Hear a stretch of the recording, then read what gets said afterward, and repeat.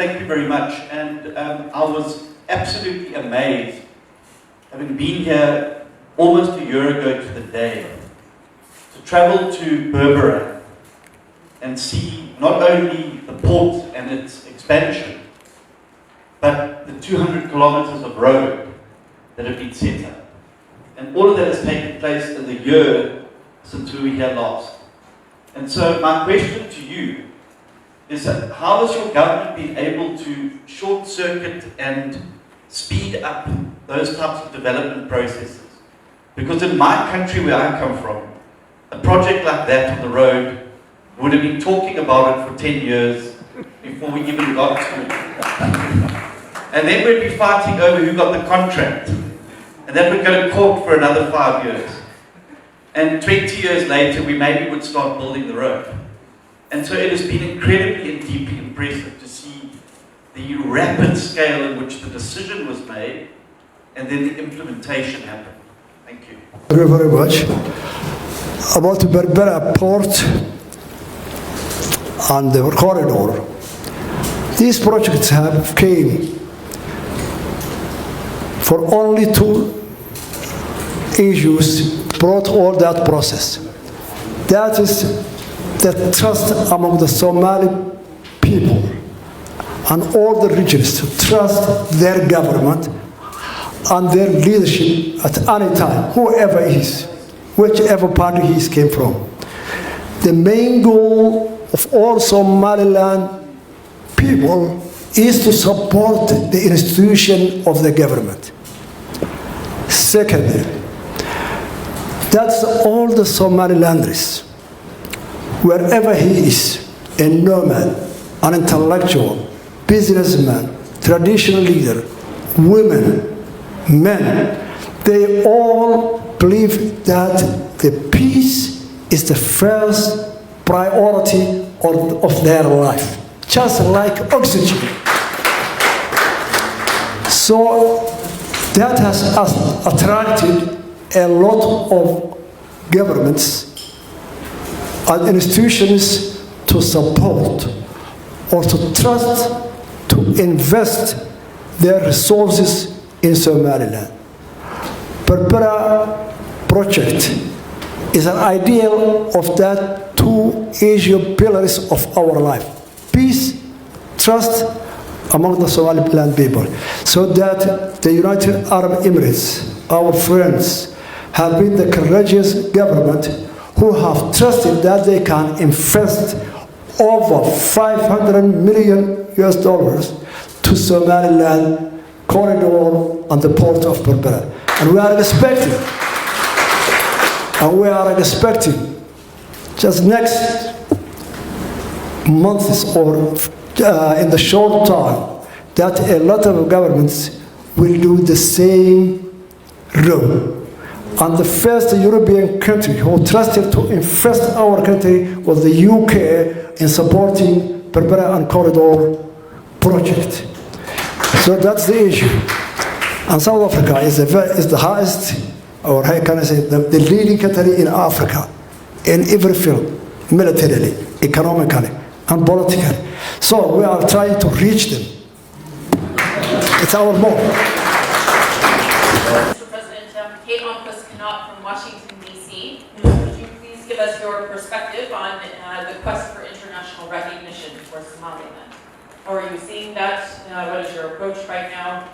What kind of responses are you receiving from your visits to other capitals, both in Africa and elsewhere? About our strategy of recognition is that we believe since ever as Somalilanders that the recognition will be achieved internally, not externally. We are not expecting that any government or any institution, just they will say, we will recognize Somaliland. Why for? So we believe that we should clean our home first to show every government and every institution that the people of Somaliland and their government is trustworthy to cooperate and that Somaliland as a country geographically is in a strategic, political, military, and economic position in the world. So we are sure that in the near future, a lot of countries will be convinced to recognize Somaliland, and we will cooperate. That's our policy, to seek for the recognition. Listening to your speech are not us here. They are in Mogadishu and south-central Somalia, and perhaps also in the Somali region of Ethiopia. So my question is, have you been able to invite fellow Somalis from these places with much less successful records to see what you are doing in Somaliland and encourage them to learn for the sake of their own countries? Thank you. Thank you very much. Our youth, our intellectuals, our youth, and traditional leaders, we are all the time trying to be a model for all African countries, not the Somalis only, not only the Horn of Africa. Our main vision is to be a role model to most of African countries, politically, economically, culturally, and in the way, piece of life. Thank you very much. It was very inspiring listening to you. It sounds like a fairy tale. Now, I am wondering, Mr. President, it is typical for African revolutionary or liberational leaders or groups to stay in power for eternity, even when they promised initially to stay in power for a brief interim process. I'll give an example, for example, Mr. President. Where I come from in Uganda, the NRM government under General Museveni promised to stay in power for only 4 years. And since 1986, it has been one president. Now to see that since 1991, Somaliland has had 5 presidents, has had constant peaceful transfer of power from one leader to another. I want to know, what is the magic, Mr. President? The day Uganda president entered the capital of Kampala, we were in the bush. It was 1985. We were in a village called Daror, which is near Awari, in the Ethiopian zone. As the leaders of SNL,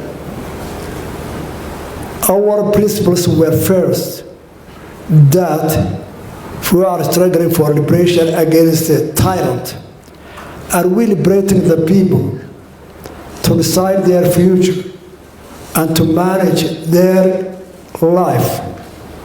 Or are we liberating the people that we should be the leaders and we will be the designers of their future?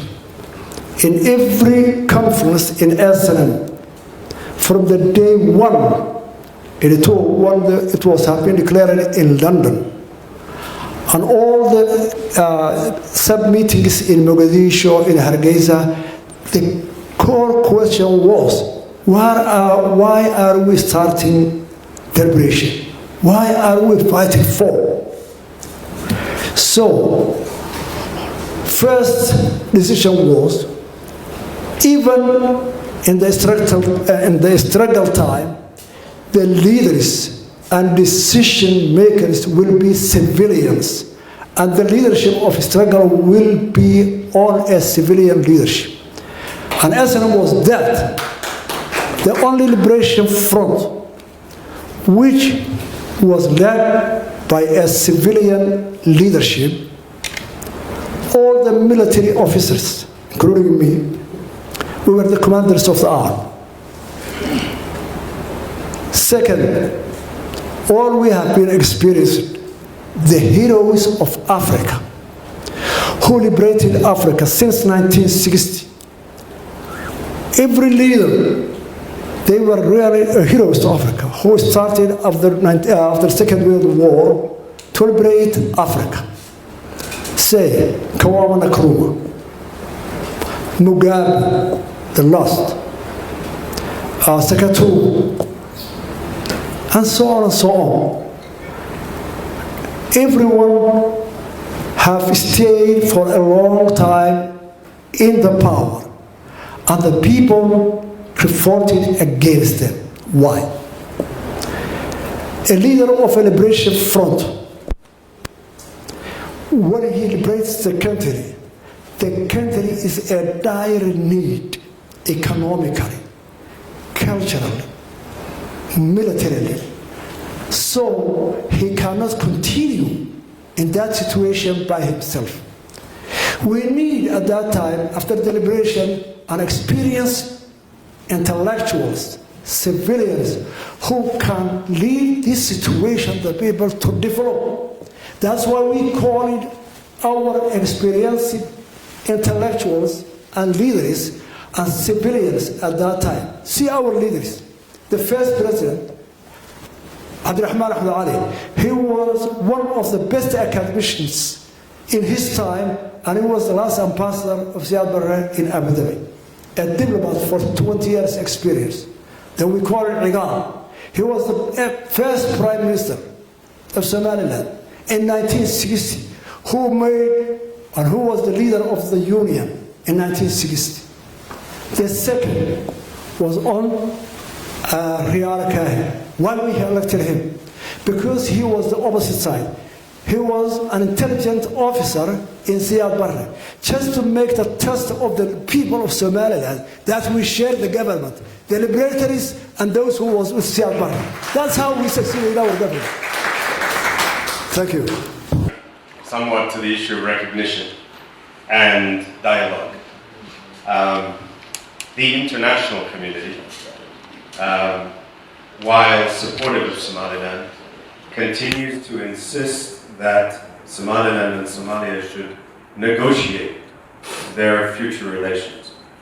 Now, when that commitment was secured in 2012 in the UK, with the entire international community present, the commitment that was made to Somaliland was that negotiations would not prejudice Somaliland's claims to independence. The same conference led to the recognition of a government in Mogadishu and its claims of sovereignty over Somaliland. Since then, if I'm not mistaken, there have been 9 rounds of talks between Hargeisa and Mogadishu. And as far as I can tell, there has been no progress. Now there's a new government in Mogadishu. An envoy has been named for this dialogue. And again, the pressure will come for another round of talks. I would be grateful for your thoughts about the value of this dialogue and where it is headed. Thank you. Thank you, Mr. Matt. I think the only solution, the only procedure we can solve this problem is through dialogue. Now, the new president of Somalia, Hassan Sheikh, he has the experience of our previous conferences in London, in Accra, and so forth, in Djibouti. And we have the files and the records. Hassan Sheikh, Sheikh Sharif, I have not seen official that he has nominated, but I heard that's through the media. But if it's true, he has also the experience. And we are the same. Most of the people who are going to the table are the same people. We met in Ankara, we met in Abu Dhabi, we met in Djibouti. So he knows our attitude and our decisions, even our words, what we will put on the table. And we know his words and what he will put on the table. So we will continue the negotiation with 2 new options. There should be a facilitators, international forum, who can negotiate, who will be the leading the negotiations. It should be internationalized. Secondly, we have a problem in Mogadishu and in Hargeisa, both of us.